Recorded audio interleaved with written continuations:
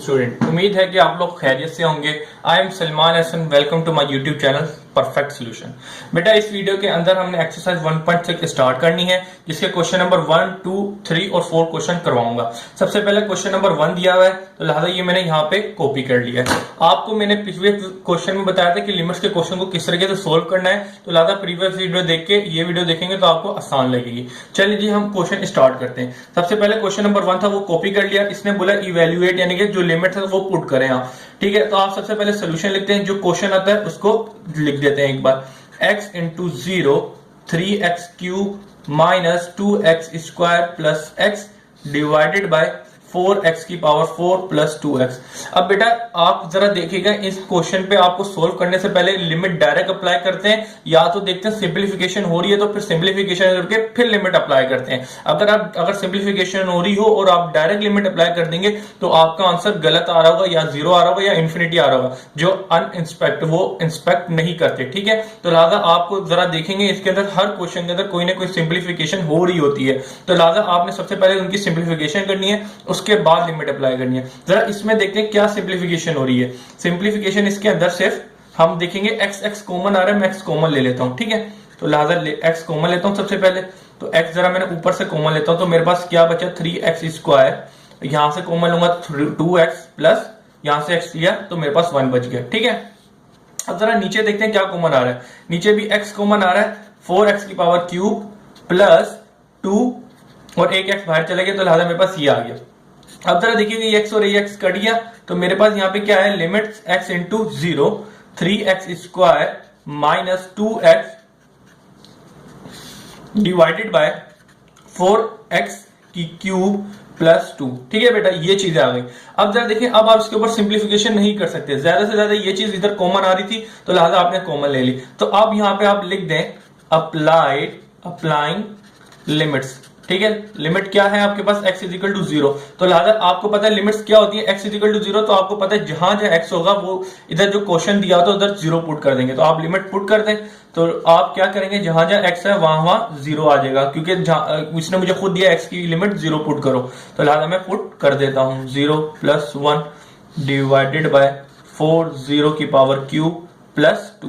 ठीक है बेटा, अब ये याद रखिएगा क्योंकि लिमिट अप्लाई करती है तो ये वाला जो साइन है ये हट जाएगा, मेरे पास आगे नहीं लिखा हुआ है। ठीक है, ये इज इक्वल का साइन चल रहा है, इसके साथ यूं भी कर देंगे, ये चीज भी हो सकती है। अब इसको बस सिंप्लीफाई करें भाई, 0 का स्क्वायर लिया 0, 0 को 3 से मल्टीप्लाई किया 0 आया, 2 को मैंने 0 से मल्टीप्लाई किया मेरे पास 0 आ गया, प्लस 1 का 1 ऐसी का ऐसी रहेगा। इसी तरह नीचे आ जाए, अब 0 का मैंने क्यूब लिया 0 और 0 को 4 से मल्टीप्लाई किया 0 आया, प्लस 2। जरा आप देखिएगा आपके पास यहाँ पे क्या आया 1, क्योंकि 0 सिंप्लीफाई करूंगा मेरे पास ऊपर यही आएगा। अब 0 को भी 2 के अंदर ऐड करूंगा तो ये आ जाएगा। तो आपको जो फाइनल आंसर आया, जो आपको क्वेश्चन दिया गया था, limits x is equal to 0 3x की power cube minus 2x square plus x divided by 4x की पावर 4 प्लस 2। आपने जब इसको सिंप्लीफाई किया वो कितना आया 1/2। तो आपका जो रिक्वायर्ड आंसर है वो है ये, यानी कि 1/2।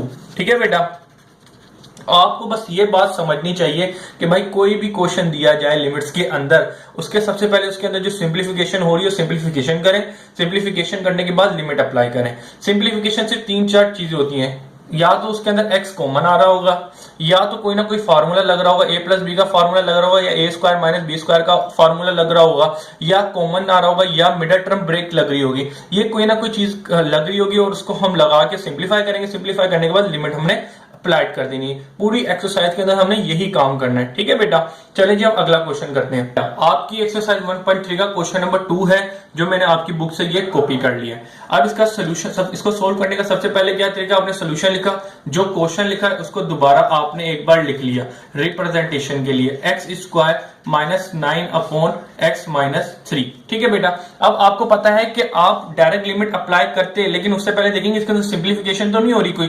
जरा देखिएगा इसके अंदर सिंप्लीफिकेशन हो रही है। सिंप्लीफिकेशन कैसे हो रही है, सबसे आप इसके अंदर सिंप्लीफिकेशन करें, उसके बाद इसके अंदर लिमिट लगाएं। तो जरा देखिएगा यहाँ पे क्या हो रहा है, x square minus 3x square, ये 9 को मैंने 3 का स्क्वायर कर दिया, तो 3 का स्क्वायर 9 होता है, तो लिहाजा मैंने इसकी फॉर्म में लिख दिया अपॉन x माइनस 3, नीचे ऐसी का ऐसी लिखा रहा।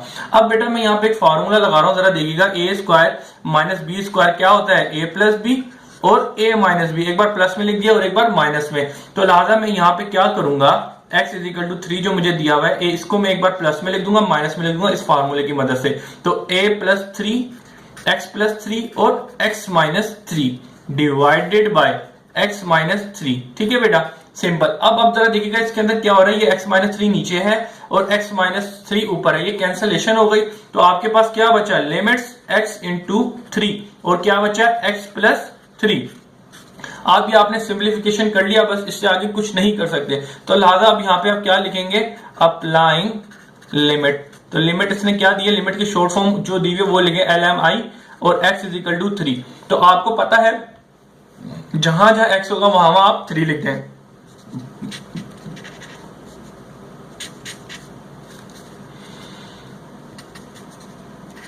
जरा देखिएगा यहाँ पे क्या है, x है तो उसकी जगह 3 पुट करना है, क्वेश्चन में दिया था और इसके साथ 3 ऑलरेडी लिखा था, वो 3 का 3 और 3 को मैंने जमा किया तो मेरे पास जो आंसर आया वो 6 आया।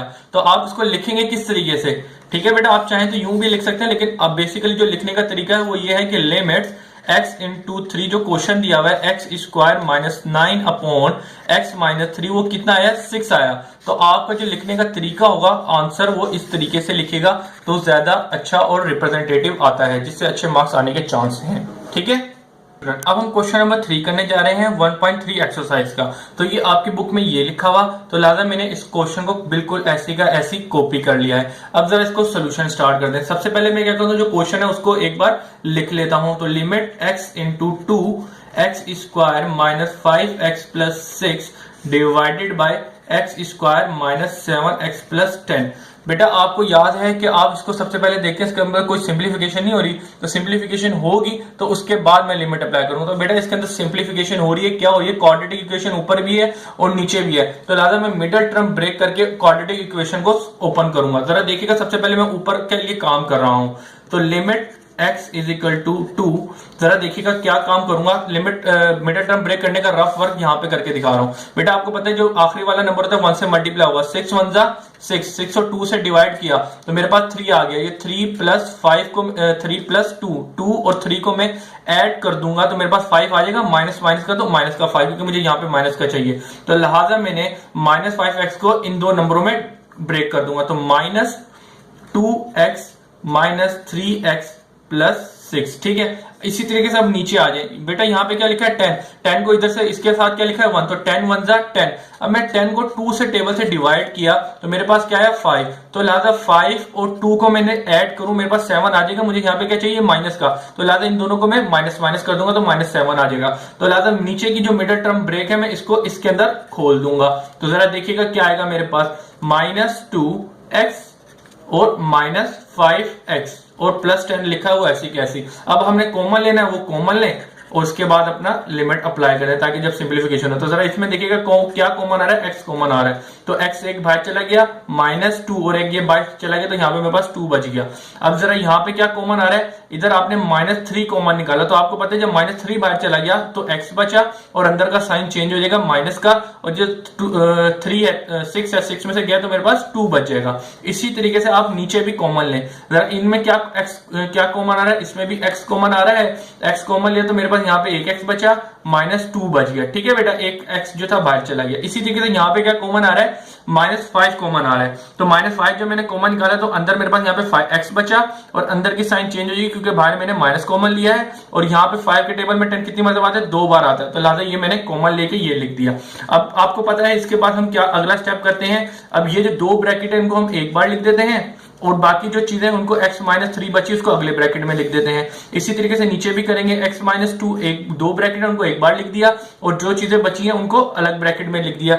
ये हम लोगों ने अभी तक मिडिल टर्म ब्रेक करी है और ये चीज लाए। अब बच्चा आप लोग देखिएगा एक चीज कैंसिल हो रही है, x माइनस 2 और x माइनस 2 दोनों डिवाइड हो गए तो मेरे पास यहाँ पे क्या कैंसिल आउट हो गए, तो मेरे पास यहाँ पे क्या बचा, limit 0 x minus 3 upon x minus 5। अब आपको पता है आप इसको और मजीद सिंप्लीफाई नहीं कर सकते, तो लिहाजा आप लोग यहाँ पे लिख दें अप्लाइंग लिमिट। तो लिमिट क्या दी हुई है, x इज इक्वल टू 0। तो जहां जहां x है वहां आप 0 पुट कर दें। तो करते हैं, ये रहा क्वेश्चन था। तो आपको पता है लिमिट्स, अब क्योंकि लिमिट्स आप अप्लाई करें तो ये लिमिट का साइन खत्म हो जाएगा, और क्वेश्चन के अंदर जो एक्स एक्स है जहां पे वहां पे मैं 0 पुट कर दूंगा, 0 - 3 अपॉन 0 - 5। तो इसको सिंप्लीफाई करेंगे तो क्या होगा, -3 ऊपर आया और -5 नीचे आया, माइनस से माइनस करिए तो 3 अपॉन 5 आपके पास आया। और आंसर लिखने का आपको तरीका पता है, जो क्वेश्चन होता है यानी कि लिमिट x इंटू 2, आपका आंसर ये भी माना जाएगा भाई 3/2 आप इसको कर दें और नीचे आंसर लिख दें, लेकिन आप अच्छे नंबर के लिए इसको जरा आंसर को रिप्रेजेंटेटिव करके लिखेंगे तो आपको थोड़े अच्छे नंबर मिल सकते हैं। तो 1 + 10 ये क्वेश्चन था, ये किसके बराबर आया, आपने जब इसके ऊपर लिमिट लगाई तो ये 3/5 के बराबर आया, तो लिहाजा आपका जो रिक्वायर्ड आंसर आया वो ये आ गया। ठीक है बेटा, दैट योर रिक्वायर्ड आंसर। ये चीज हो गई क्वेश्चन नंबर 3। बेटा यहाँ पे आपको मैं एक छोटी सी ये वाली बात बताना चाहूंगा, जरा देखना कि हम अभी तक जो भी एक्सरसाइज 1.3 के अंदर क्वेश्चन कर रहे हैं उसके अंदर जो आपको क्वेश्चन दिया जाता है ना, उसके अंदर सबसे पहले आपको सिंप्लीफिकेशन करनी है। सिंप्लीफिकेशन करने के बाद आप जरा जो इसके बाद सिंप्लीफिकेशन कर ली, सिंप्लीफिकेशन के बाद लिमिट अप्लाई करेंगे। जरा आप लोग ये खुद करके देखिएगा, अगर आप इसके अंदर डायरेक्ट लिमिट अप्लाई कर दें, कुछ बोलेंगे सर मैं नहीं करता सिंप्लीफिकेशन, डायरेक्ट लिमिट है वो पुट करूंगा, तो बेटा आप इसके अंदर डायरेक्ट लिमिट जब पुट करेंगे तो आपके पास आंसर 0 0 आ रहा होगा। ये आप किसी भी क्वेश्चन में करके देखिएगा, ठीक है। जब आप डायरेक्ट लिमिट अप्लाई करेंगे तो आपका आंसर 0 0 होगा, जो अनडिटरमिनेंट है, जिससे यानी कि वो आपका आंसर नहीं माना जाएगा। कभी भी किसी भी लिमिट्स के अंदर आपका आंसर 0 नहीं आ सकता, वो बाय चांस होता है, स्पेसिफिक क्वेश्चन होते हैं उनमें आता है, लेकिन इस तरह के क्वेश्चनों में नहीं आता। ठीक है, 1.6 एक्सरसाइज का क्वेश्चन नंबर 4 करें, जो आपकी बुक के अंदर ये लिखा हुआ, मैंने इसको बिल्कुल कॉपी कर लिया। अब सोल्यूशन करते हैं। इसमें क्या क्या है, लिमिट लिखा हुआ है तो लिमिट्स लेंगे, लेकिन उससे पहले हम जो क्वेश्चन दिया उसको एक बार लिख लेंगे। तो क्या मुझे लिखा है, t5 और t² plus 3t minus 10 upon 2t² plus 30t minus 10। अब बेटा इसके अंदर क्या करेंगे, अब आप बोलेंगे सर ये क्वाड्रेटिक इक्वेशन है, क्वाड्रेटिक तरीके से सोल्व कर देंगे, लेकिन बेटा अगर मैं इसको क्वाड्रेटिक लिमिट से मैंने इसको ओपन करूं भी तो चीजें कैंसिलेशन नहीं होंगी। ठीक है, तो लिहाजा इसके अंदर आपने क्या करना है, इसके अंदर डायरेक्ट लिमिट अप्लाई होंगी। क्यों, क्योंकि आप इसको अगर मिडिल टर्म ब्रेक से ऊपर भी करें और नीचे भी करें फिर भी कैंसिलेशन चीजें नहीं होंगी, तो उसके बाद भी आप वहां पे इतना लंबा प्रोसीजर करने के बाद फिर लिमिट अप्लाई करेंगे तो फायदा कुछ नहीं है। आप यहाँ डायरेक्ट लिमिट अप्लाई कर दें। अब कुछ बच्चे बता रहे हैं सर ये आपको कैसे पता चला, अब हमें कैसे पता चलेगा, बेटा पूरी एक्सरसाइज में सिर्फ ये एक ही क्वेश्चन है जिसके अंदर आपने डायरेक्ट लिमिट अप्लाई करनी है और नहीं करनी। ये पूरी 1.6 के अंदर वाहिद क्वेश्चन है जो आपके पास जिसके अंदर डायरेक्ट लिमिट अप्लाई होती है, और इस तरह का क्वेश्चन पेपर में नहीं आता। चलिए फिर भी हम इसको कर रहे हैं, सोल्व करते हैं। तो डायरेक्ट लिमिट अप्लाई करनी है तो आप लिख दें यहाँ पे अप्लाइंग लिमिट। लिमिट क्या दी हुई है, x t 5। ठीक है, यहाँ पे t दे तो t 5 लिख दें। अब आपको पता है जब लिमिट अप्लाई करते हैं ये लिमिट का साइन हट जाता है, और जहां जहां t होता है वहां वहां आप उसकी वैल्यू पुट करते हैं। जरा देखिएगा यहाँ पे क्या होगा, t² plus 3 5 minus 10 divided by 2 5 का स्क्वायर प्लस 13 5 माइनस 10। तो इसको सिंप्लीफाई करते हैं जरा, 5 का स्क्वायर लें 25 प्लस 15 माइनस 10 डिवाइडेड बाय, अब इसका 5 का स्क्वायर लेंगे कितना है आपके पास 5 का स्क्वायर लिए 25 और 2 से मल्टीप्लाई कर दें, ये कितना बन गया 50, और 5 को 30 से मल्टीप्लाई कर देंगे, ये कितना बचेगा आपके पास 65 और माइनस 10। आप कैलकुलेटर उठाएं,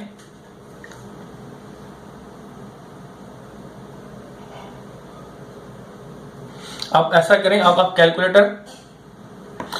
ऐसा करें, कैलकुलेटर उठाएं और जिस तरह पूरी वैल्यू उसको सिंप्लीफाई करें, प्लस 25 और माइनस 10, तो ये कितना आया 30, ऊपर आप लिख दें 30। अब इसी तरीके से नीचे जरा देखिए, नीचे क्या आएगा हम देख लेते हैं, 50 प्लस 65 माइनस 10, तो आपके पास है 105। ठीक है, नीचे आया 105, तो इसको कैंसिलेशन करें डायरेक्ट कैलकुलेटर में यूज करके, साइंटिफिक कैलकुलेटर को यूज करें, 30 डिवाइडेड बाय 105, तो कितना है आपके पास 2/7। तो आप यहाँ पे लिख दें 2/7। आपका आंसर ये भी माना जाएगा भाई आपने यूज को ब्रैकेट करके आंसर लिख दिया, लेकिन आप इसको रिप्रेजेंटेटिव तरीके से लिखिएगा कि भाई आपका जो क्वेश्चन दिया हुआ था t = 5 लिमिट पुट करनी है, t² plus 3t minus 10 divided by 2t² plus 30t minus 10। ठीक है, इजिकल टू इसको जब आपने लिमिट पुट करी आपका क्या आंसर है 2/7। तो आपका जो रिक्वायर्ड आंसर है वो ये है बेटा। उम्मीद है कि बेटा अभी तक हमने 4 क्वेश्चन किए हैं, आपको समझ आ गए होंगे। इंशाल्लाह आने वाली वीडियो में मैं और क्वेश्चन करवाऊंगा। अल्लाह हाफिज।